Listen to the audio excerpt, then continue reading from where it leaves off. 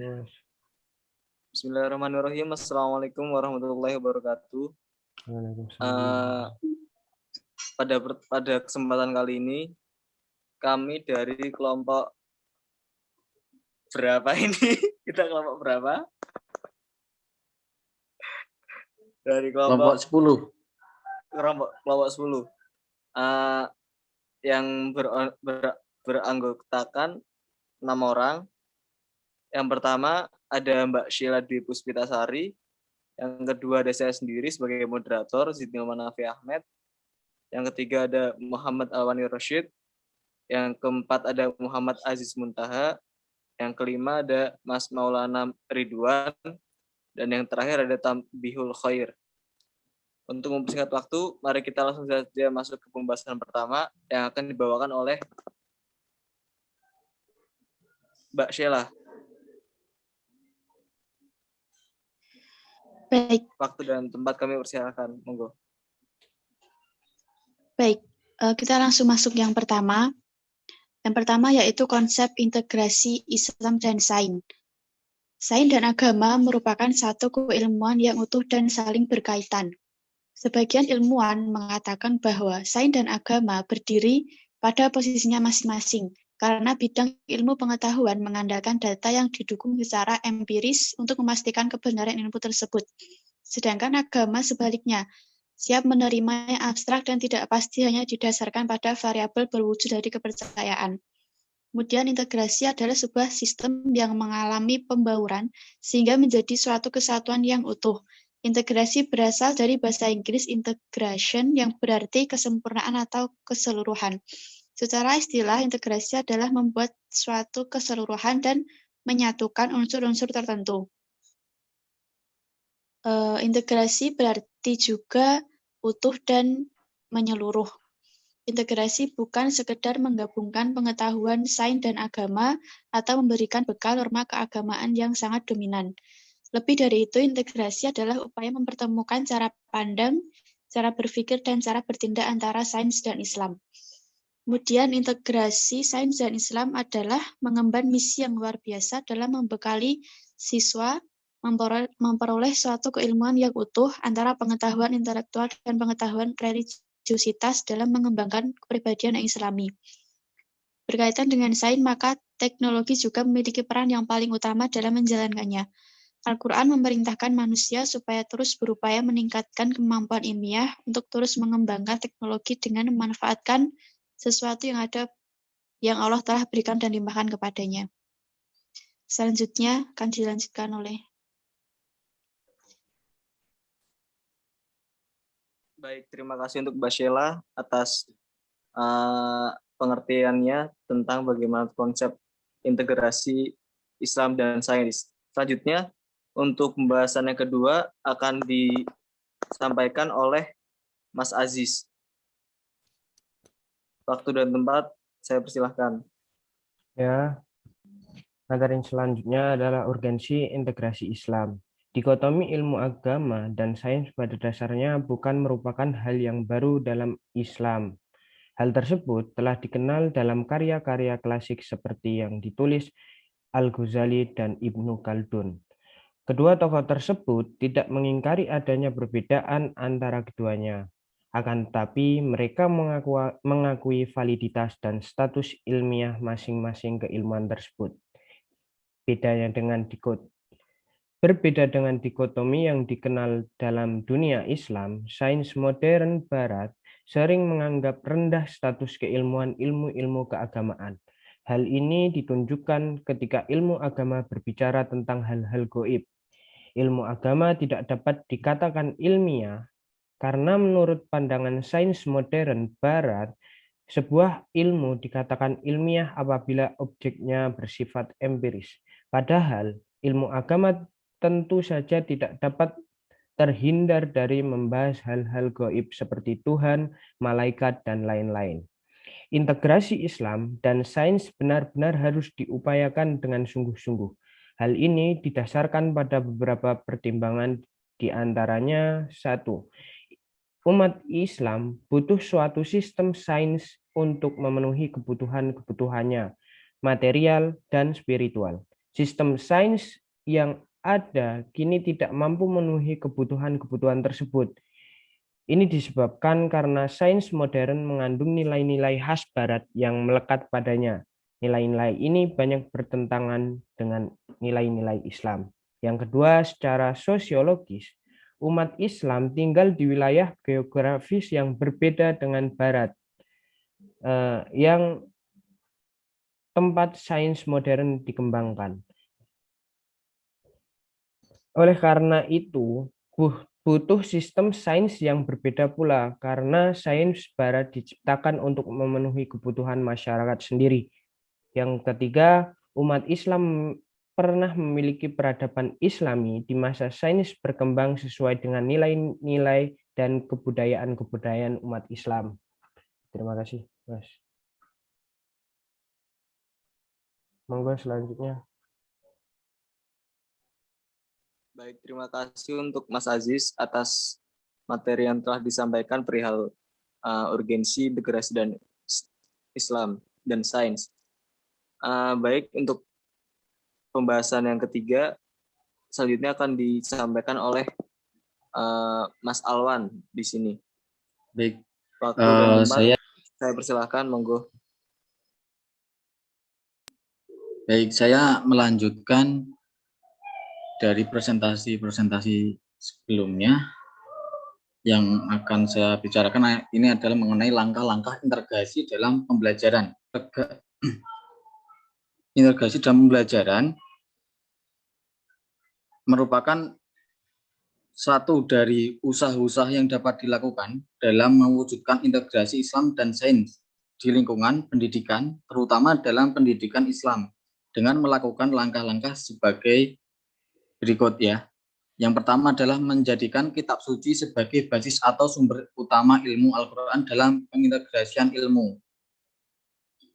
Ini yang bermaksud adalah Al-Quran sebagai sumber utama dalam meningkatkan ilmu diposisikan sebagai sumber utama atau landasan dasar bagi pencapaian ilmu umum yang diperoleh dari hasil observasi, eksperimen, dan penalaran yang kedudukannya sebagai sumber pendukung dalam rangka menambah keyakinan terhadap Allah melalui sumber utama yakni Al-Quran.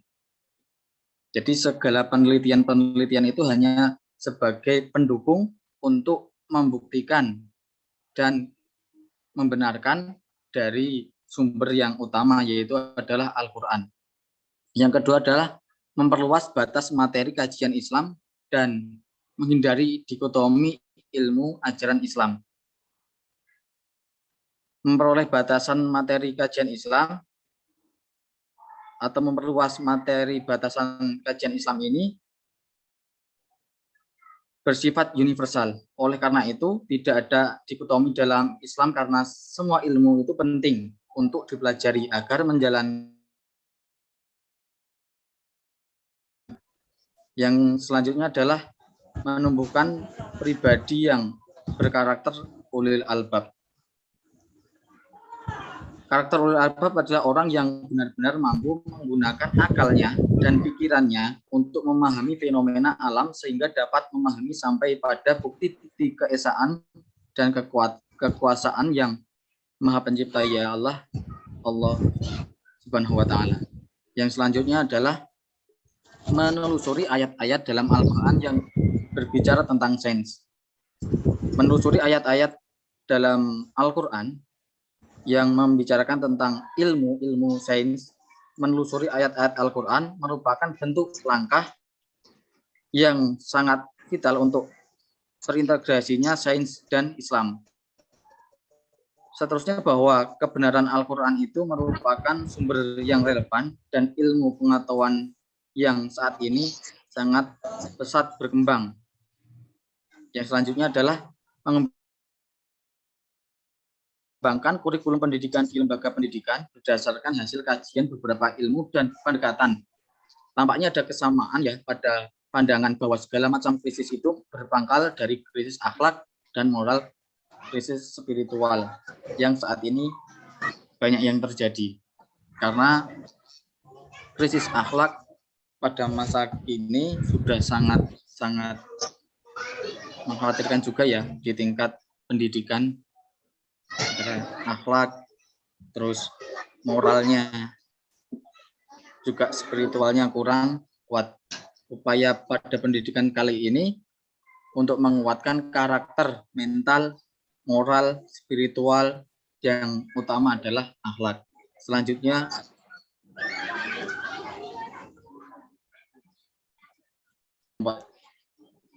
saya serahkan kembali kepada moderator.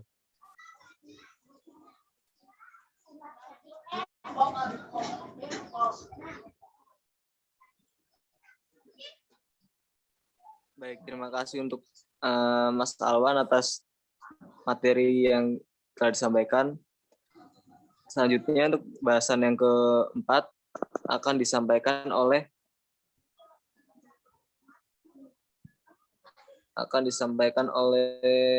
Mas Choi. Mas Tambiul, monggo Mas Tambi. Baiklah, terima kasih kepada moderator. Ya, setelah langkah-langkah integrasi dalam pembelajaran, di sini juga ada namanya pembelajaran integratif pendidikan agama Islam dan sains. Pembelajaran itu merupakan sebuah usaha yang mempengaruhi emosi, intelektual, dan spiritual seseorang agar belajar dengan kehendaknya sendiri. Melalui proses pembelajaran akan terjadi proses pengembangan moral keagamaan, aktivitas, dan kreativitas peserta didik melalui berbagai interaksi dan pengalaman belajar. Pembelajaran juga sebagai sebuah proses yang kompleks yang berjalan secara bertahap, meliputi pendahuluan, inti penutup, dan tingkatan dari apersepsi menuju evaluasi. Kemudian integrasi Mas Maulana, sebentar. Mas Maulana tolong matikan speakernya, Mas. Ya, saya lanjutkan. Mas Maulana, bocor ya suaranya ya. Silakan Mas Tambi. Ya, saya lanjutkan.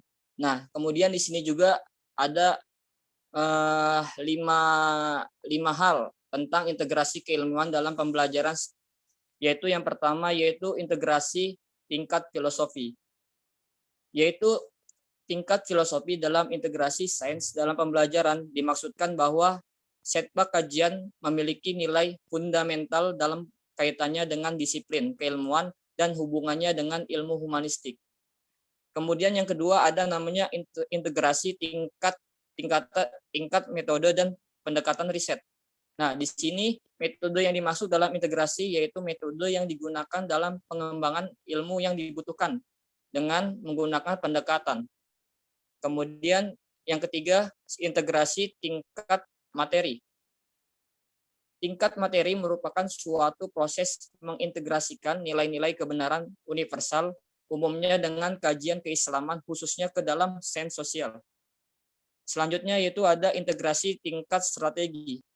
Di sini tingkat strategi yaitu tingkat materi menunjukkan pada bahan yang disediakan akan disampaikan dalam proses pembelajaran.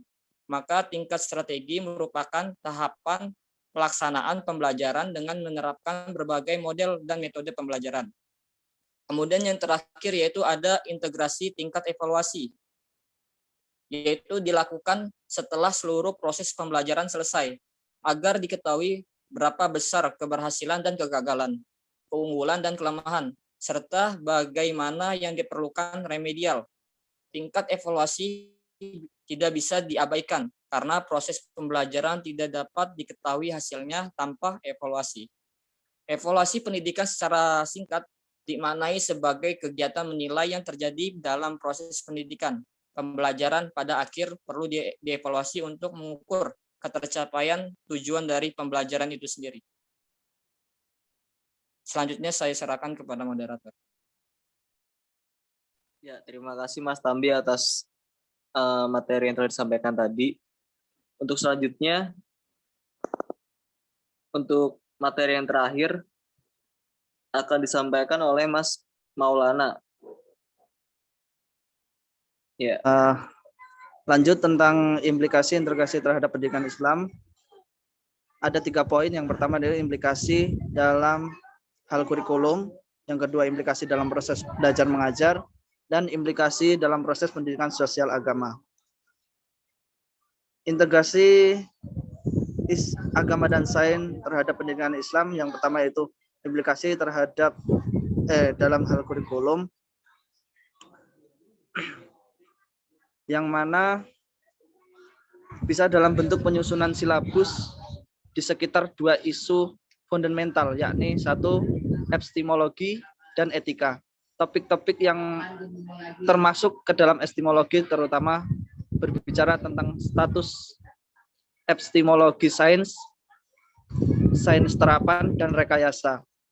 Hubungan konseptualnya dengan prinsip-prinsip tauhid, yaitu pengetahuan metafisika dan kosmologi yang mengatur dunia fisik natural dengan metodologi ilmiah dan pemikiran kreatif, termasuk inspirasi matematika dan dengan implikasi-implikasi epistemologi, aspek-aspek tertentu dari aktivitas manusia dalam sains terapan dan rekayasa kontemporer, khususnya dalam rekayasa genetik dari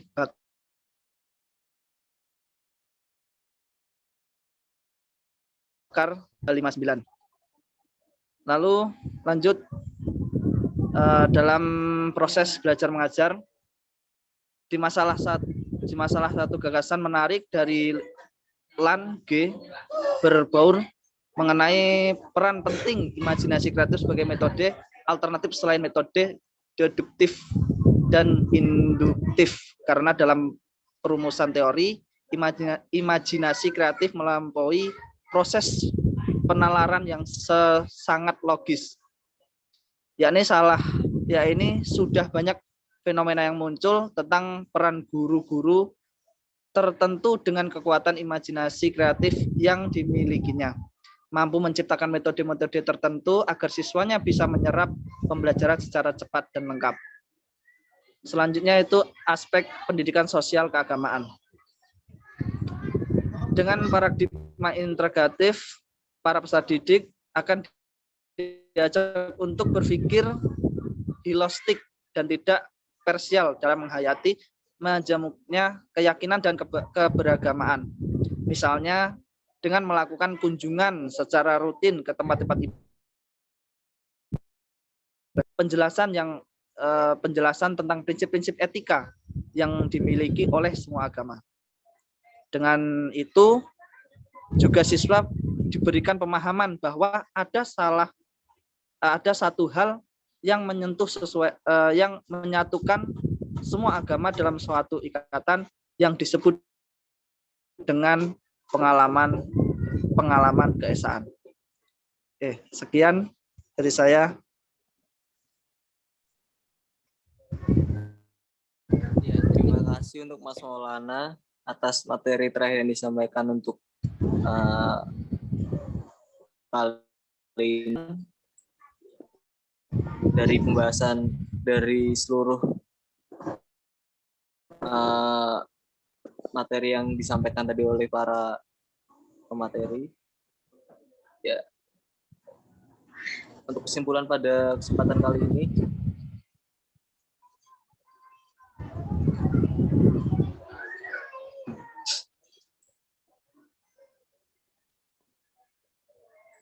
integrasi sains dan teknologi berimplikasi pada pendidikan Islam.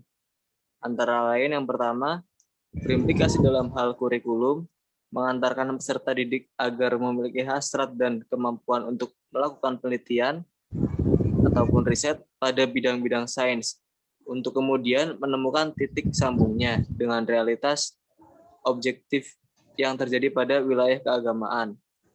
Yang kedua, indikasi dalam proses belajar mengajar, guru mengembangkan imajinasi yang lebih kreatif. Peranan guru-guru dengan kekuatan imajinasi kreatif yang dimilikinya diharapkan bisa menyerap pelajaran secara cepat dan lengkap. Dan yang terakhir, implikasi dalam aspek pendidikan sosial agama dengan paradigma integratif, diharapkan para peserta didik akan diajak untuk berpikir holistik dan tidak parsial dalam menghayati majmuknya. Keyakinan dan keberagamaan sehingga menumbuhkan sikap saling menghormati dan menghargai perbedaan pada sebuah keyakinan dalam beragama. Baik, terima kasih untuk para pemateri dan rekan kelompok yang telah bersama-sama dalam presentasi kali ini. Kurang lebihnya mohon maaf. Wassalamualaikum warahmatullahi wabarakatuh.